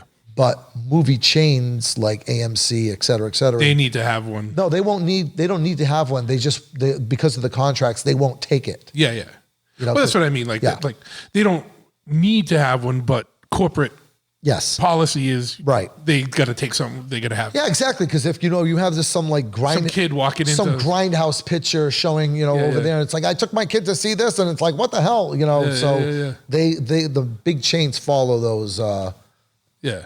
MPA. They don't really adhere to it because I remember going to see Alien with my father when I was like 6 or 7. Yep. And like, that was R. What Right. I mean? They didn't give a shit. Go ahead, kid. Yeah, whatever. Here with your dad, whatever. Yeah. I remember 1980. I remember being scared fucking shitless. 82 or 83, one of the two. Both my brother and I were underage. He was like 15, I was like 12. And, father's at work, mother was at work, it's summertime or whatever. My brother's like, hey, you want to go see Friday the 13th part 3? Yeah. Right? So, we lived over near Jerry Swift, right? And Cinema 140. Remember Cinema 140, right? Yeah. So, that was near where the gym is, right? no, it's a little further up. It's near Yesteryear Cyclery. Yeah, that's right. So no, ours was, the gym was Flagship. Flagship, yeah.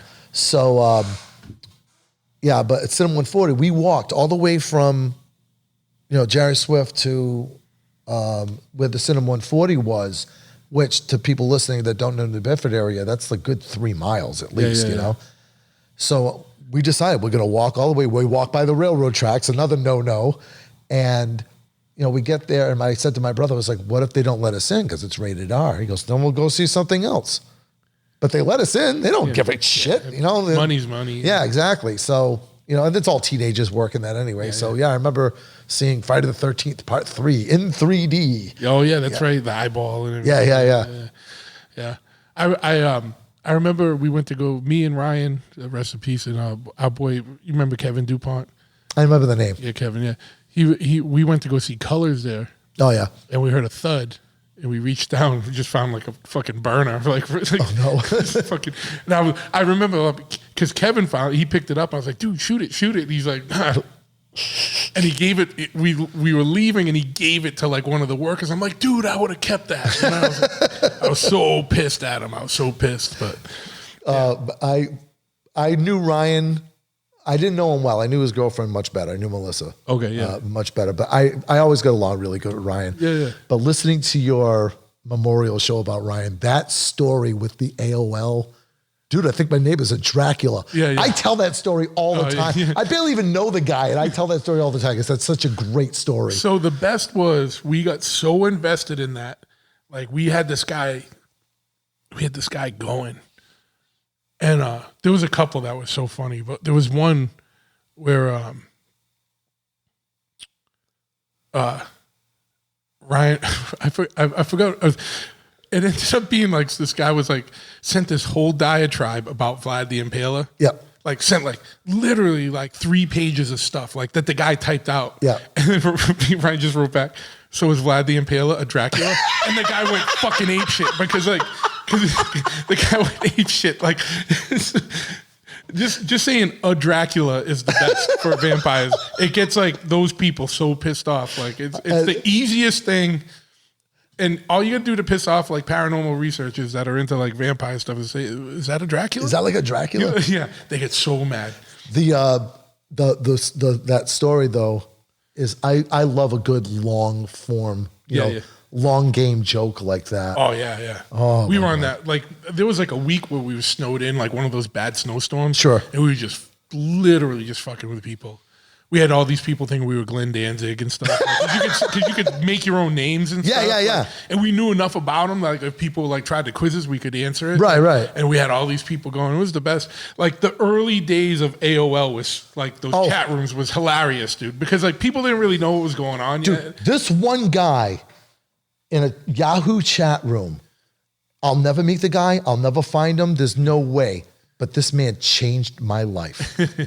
We're in this chat room, and it was like user number, 315, whatever the fuck, right? So you get all the people, oops, just bang the microphone. All the people, you see the chat going up. It's like, user 315 has entered the room. Chat. User 315. Anybody in here bout it? Chat. I'm bout it. Chat. None of y'all about it. Yeah. Chat. User 315 has left the chat. That man changed my life. He's about it. He's about it. I tell that story, and then that's at the haunt. That has become like part of our vernacular. When we like something, we are about it. If you ever do a band again, you should call it User 315 and have a about it. Actually, my username is Bil Withonel 315. Yeah. But God, I never want to be in a band again. No. But yeah, man. So anything else that we haven't hit on that you can actually talk about? Like I said, I don't want you to lift the veil or go behind the curtain. I'll wrap up the show talking about this, and I'm gonna get a little dark and a little serious. And with you, unfortunately, last year losing Ryan, or the year before, whenever that was, and then most recently with Cheney, you'll definitely understand this. So. I had a really, really good friend in the industry. His name was Sean Chamberlain. Everybody knew him as TikTok. And we tend to call each other by our character names sometimes. So everybody knew him as TikTok. And that's the one I was telling you about before that would spray himself with the popcorn. Okay, yeah. And all that. And 2010, I was running with some girl that worked at the Ren Fair. And at that point, I wasn't a haunter. I was just somebody that worked at the haunted house. And something went kind of like south with this girl. And I was like, that's it. I'm going to just focus on haunted house. I call up Sean. I was like, hey, man, you want to go to that convention in Ohio? It was like in 3 weeks, Yeah. You want to go to that convention? I ran the numbers. If, blah, blah, blah, it'd be like $400. If we get 2 other people to come, it would be $300. Okay. I was like, all right, I'll drive. So we went. We booked the room and we went. And it was a convention for haunters, like a big 3-day party for all haunted house actors from all over the country. Midwest Haunters Convention. We had so much fun. And we went every year. And we'd have a slightly different cast of characters every year. And but it was always me and Sean. And Sean always rode shotgun. And then in 2013, it was me, Sean, this dude, Justin, I didn't work at Barrett's yet, but he did. And this other girl, Amanda. And I had a rule. I said, I'll drive, but we leave from my house. I'm not going to go driving up and down New England picking everybody up. You get to my house, we leave from my house. That's the way it works. So we went out. Sean wasn't feeling great. He thought he drank too much, but there was some health issue that was going on there that nobody really knew about. So we drive home. This is, like I said, June 2013. We drive home and we all go to sleep. I go into my office there. I sleep on my futon. Sean was on my couch. Amanda was on a cot and Justin had grabbed the bed. And then we had set the alarm for 9:30 to wake everybody up. We're going to go get IHOP or whatever, and then out of costume and go out to start getting everybody home. So I wake up, and then the alarm had already gone off for Justin and Amanda, so they were already, kind of up and about. And then I go into my living room, and Sean had, he was sleeping on the couch, but he had, it looked like he had rolled off the couch, and he was sleeping on the floor. Like he had fell off the couch, and it didn't even wake him up, right? Yeah. And he's kind of got his head buried in his hand and all that. And so I grabbed my phone. I started taking pictures of him, right? And then I grabbed his hand sticking up like this. I grab his hand to shake it. Like, come on, Sean, wake. And I just go, you motherfucker. Because I found both my parents when they died. And I know what a dead body feels like, unfortunately. And Sean died. Sean was dead on my living room floor. Oh, that's crazy. Yeah. That takes a lot out of you, Sure. And I got to be I don't want to say murder suspect, but that's basically what I was. I was a person of interest in a suspicious death for an hour and a half. My house was wrapped up in police tape. I had people, getting interviewed. I was getting interviewed by the cops and all that. I couldn't spit if I tried. My mouth just dried up. It was nuts. And cause of death was just Motorcycle. I get that on my podcast all the time too. I live on Talking Hill. So cause of death was one of them things. He was 27 years old. Yeah, that sucks. Yeah. So I spent the next 12 hours on the phone. Everybody was calling me. Sure. What happened? And I was trying to get ahead of the internet too. Because I was like, don't post anything on the internet. Not until his brother said something. But at that point, we started doing this thing, and it started with Sean, and it goes on to this day. It's been 10 years. Where if somebody in the industry passes away, you'll see all the haunts, and this is all over the country, and it started with Sean. And it's awful. I'd much rather have Sean here, but I love the fact that, flowers grew out of that big pile of shit. Is you'll see the logo of the haunt, with Barrett's, it's a little devil face and an orange bar going across it. So if you ever see on my Facebook that and all that, that somebody died in the industry. Yeah. And it doesn't matter if it's somebody at my haunt, if it's somebody at Feartown, if it's somebody at Haunted Hoochie, whatever. If we know the person, bar goes across. And then another thing that grew out of that was when we worked for Spooky World up in New Hampshire, not far down the road is another haunt called Fright Kingdom. And there was a little bit of rivalry there, So I was at one of those Comic-Cons, and I go to those quite a bit. And I was at the after party, and I was sitting with two people, and it came out that we were all haunted houses, all haunted house actors, haunters. And I was like, who do you work for? And they're like, Fright Kingdom. I was like, oh, cool. I work for Spooky World. And they kind of give me a look. I go, hold on. Any rivalry between Spooky and Fright Kingdom, that is between owners. Yeah. That is business. That has nothing to do with you and I. I go, I love horror movies. You love horror movies. Let's talk about horror movies. And I'm still friends with them now. I do a live stream on my Facebook. I do art every Tuesday. And Katie was watching the live stream the other day. That was 10 years ago. And we ended up making this hashtag. And the hashtag is all over the industry. It's many haunts, one family. Yeah. And all the haunts, we have this exchange now going. They'll volunteer at my haunt. We'll go volunteer at their haunt. And everybody's very friendly with each other, which is awesome. So there's a bigger community around it beyond just the people that work at the one you work at. An absolutely enormous community, which is awesome because at one time it wasn't like that. Yeah. Factory of Terror over there in Fall River. Yeah. For years, the guy that owned that, he didn't want his actors associating with other haunters. He didn't even want them going to other haunts. Yeah. It's It's always kind of weird. Yeah, it was very like a horrible boyfriend kind of a thing. Yeah. But now my friend Mike, he bought Factory Terror during COVID. The guy that owned it for all these years, he just wanted to get out of the industry.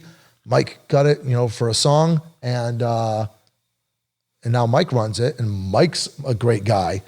We pick on Mike something fierce. We have this comedic feud going on between us and Feartown. Mike owns Feartown as well. But yeah, we're all friends. We all hang out with each other. I do an annual thing every year at Dave & Buster's where I just invite all the haunts. If you can get there, if you're in driving distance, or if you want to fly in, if you're that crazy. But I do a gathering every year at Dave & Buster's, many haunts with families. Just come on, let's hang out. That's awesome. Yeah. 2 quick questions. One related to haunting stuff and one to Ren Fair stuff. Can you do the Ren Fair first? No, the haunt one is going to be on top. Okay. Like you've been doing it 24 years. Like what's been the most impressive, or either impressive, and they might be the same thing or separate, or your favorite room or setup? Like, I don't, I know like what's been like the thing that you were like, damn, this is like the best room or whatever. So what would you call that? Like a set. A set. All right. Yeah. What's been the best set? So I will sell the place that I work at now. 1, because I work there, and of course that's the way you do things. And 2, I'm not on the build crew. Yeah. So I don't mind bragging about how amazing our sets are. The sets at Barrett's Haunted Mansion are literally some of the best I've ever seen, and I've seen a shitload. Yeah. Because I've gone to haunts in different parts of the country and stuff. It's nuts, the detail. So the first year that I worked there full time was probably one of my favorite sets. You would walk into the house, and it looked like you were in a hotel, like an old hotel, you know? And the bellboy would be there, and he'd be giving you the rules, don't touch this, that, and the other. Then you turn around, you walk down this hallway, and you go into this room. And in the room, there was an elevator. And everybody piles into the elevator, 5, 6 people or whatever. The doors close, the thing shakes like it's going to fall apart. And the doors open, and you're in a completely different room. You didn't move. Yeah. You were in the same room, but while the doors were closed, they spun the room. They spun the walls around to make it look like you changed. Yeah. That was nuts. Were people like, what the fuck? People thought that they changed floors. Yeah. They literally thought that they changed floors. So it was a good mind game there. It was amazing at how well that worked. Yeah. And honestly, I've only watched them change it once because I didn't want to see where they hide the rabbit. Yeah. I liked watching the illusion. So if I went through the house, even in character, I would get in the elevator with the people. Yeah. Because you didn't want to see it looked so good. Yeah. It looked so good. That was probably my favorite. And it might have something to do with the fact that it was the first one. Yeah. We have a set this year that's really good, but can't get into it. No peeking by if you have me on next year, I'll talk about it. But no peeking behind the curtain this year. Okay. So my Ren Fair question. Yep. King Richard's Fair in particular. Sure. I heard that it gets wild there after hours. Like I heard it's like hardcore partiers. Okay. So and I don't know if that's days of old or like days of like, but like. All right. So I've had my fingers in a lot of pies. Okay. Yeah. Figuratively and metaphorically. But so, I've started out with bands. I mentioned before that I've done theater. Yeah. I dated a Rocky Horror person. Yeah. Worked at Ren Fairs, haunted house, and each one of them I've seen crazy, like hardcore party people. Yeah. I'd say the Ren Fair might be one of the worst or best, depending on how depending on how wildest, depending on how you want to phrase it. Yeah, I remember when I very first started, the villagers. I only talk to the gamers now, but I remember I used to talk with the villagers. They're interns. They're not even hired actors. They work for free. Insane. Yeah. But I remember them having a strict rule. They weren't supposed to talk to the gamers because we were filthy, and absolutely under no circumstances talk to the jousters. The jousters are like one step away from being carnies. You know, they're very talented carnies. They travel and they fuck. Yeah, they're Motley Crue on tour. Yeah. That's what I was told. It might be different now, 20 years later, but in 2004 when I started, that's what I had heard. So, like, even after hours, you're not supposed to fraternize? Well, no. King Richard's Fair is an anomaly in the sense that nobody's supposed to be on site after a certain time. But I mean, like, afterwards, like, there's no camping. There's no camping on site. But like people go out, you know what I mean? Like, but so I'll tell you a story. This is the story that put me off. Whenever I said I don't want to be in the Ren Fair, I want to just concentrate on what made me a hunter. This is the story that made me a hunter. So I was hanging around with this girl, and she was a Rennie. She traveled. Yep. She was a traveler, and she was in a singing group. And she was telling me about the girl that she was like the leader of the singing group. It was 3 girls, but 1 girl owned the show. The girl that owned the show, in her trailer, she had 3 boxes. One said, we'll say for an example, Boston. One said St. Louis. The other said New Orleans. In each box, she had an engagement ring. And she would, when she went to Boston, put the Boston engagement ring on. So when she saw her boyfriend in Boston, she would be wearing his ring. She was engaged 3 times over. And I was like, I don't think that's cool at all. I think that's a horrible person. And all that. And that girl was actually kind of like okay with it and like, maybe I'll try something like that. And I was like, yeah, I don't know if that's the kind of people I really want to be associated with, you know? So how do you know, and I think you might have talked about this, but like, how do you know when you go from someone that works at a haunted house to, what's the line between just someone who works there and the haunter? Like, how do you know when you're an actual haunter? Like, what changes? So one time I was at Hampton Beach, right? And there was this little, maybe 10-year-old, and he was a little chubby kid, you know, and he had sunblock on, and it was like big white streaks everywhere. And my initial thought was, that kid needs to work on his blending. I think that was the line. That was the line from me. Whenever, remember the old Tootsie Roll commercials? The thing I say becomes a Tootsie Roll to me. Everything that you see, you're thinking about it in the haunt, in the frame. Context. In the frame of how could that be scary? How can I make a character out of that? That would look great in a haunt. You know? So it's not just like, I go to this for like a couple of weeks. It's more consuming mentally. Yeah. You know, for better or for worse. Yeah. You know? All right. Good. Did you learn a lot? I did. Well, this is where the anthropologist comes out. I'm interested in the culture of these things. Like, that's why I ask you a lot of questions, like that type of stuff. Where can people find you? You can give that plug out one more time, but also your own social medias or your podcast. Okay. So, to follow me, because I like to close the curtain. My Instagram is locked up from August until December. Sure. Because I don't just give like the podcast one out. Yeah. So the podcast is, and that's where I'd really like to direct the traffic anyway. Yeah. It's called This Week Was Way Better Last Year. And you could use that as a search word in Google, or you could just look for on Spotify or whatever wherever you're listening to this. Just TWWW, so 3 W's, TWWWBLY, Twibbly. This week was way better last year. It's about 45 minutes to an hour every week. And we look at this day in history. What days it come out? Mondays. All right, man. And then give out that. Oh, bhmansion.com. Yeah.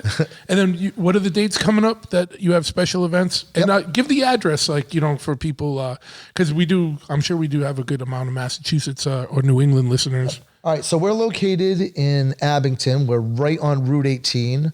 The address is 1235 Bedford Road or Bedford Street, I think. But Abington's good. Yeah, Abington. Massachusetts. Yep. The web address is bhmansion.com. The special events, the Devil's Night, which is the full contact night. You want to get shooken up? Yep. Yeah, you want to get shaving cream on your hair? Yeah. So that's the 18th and the 30th. We are open every Thursday through Sunday, starting this week. We're also open on the holiday Monday. And honestly, if you're going to come, I would come before, around the long weekend, starting the 13th, the 14th, those Fridays and Saturdays, the last 3. Get bananas. It's super, super, super busy. I mean, we put on the best show that we can. Like I said, entertaining the lines and all that. But if you are somebody that doesn't like waiting in lines, I would go sooner than later. Earlier, yeah, or on a Thursday or Sunday or whatever. And then another thing, there's an industry thing called Legendary Haunt Tour, which happens after the season because all the haunters are busy working. Yeah. So the weekend of the 10th of November, so the 10th and the 11th, and we're on the 10th, we got picked to be on the Legendary Haunt Tour this year. So there's going to be a tour bus. They're located, they're going to headquarters in Salem, and everybody's going to get on the bus, like 200 people. So a couple of buses, 200 people, and they're going to come down and they're going to come see our haunt on Friday. And then on Saturday, they're going to go up and see Haunted Overload, which is in Lee, New Hampshire, and then shoot across and see Fright Kingdom. Nice. So yeah, we got picked to be on the Legendary Haunt Tour this year, which is a huge honor. Oh yeah, man. Cool. Yep. All right. Well, so this is a good year to come see us because you guys are stepping it up. Yeah. We put a lot in that. Not the elevator, but the scene that's comparable to the elevator. Yeah. You'll love it. Tell me off. I will. Yeah. All right, man. Well, thank you for coming on and go check Bill out. Yep. Have fun, guys.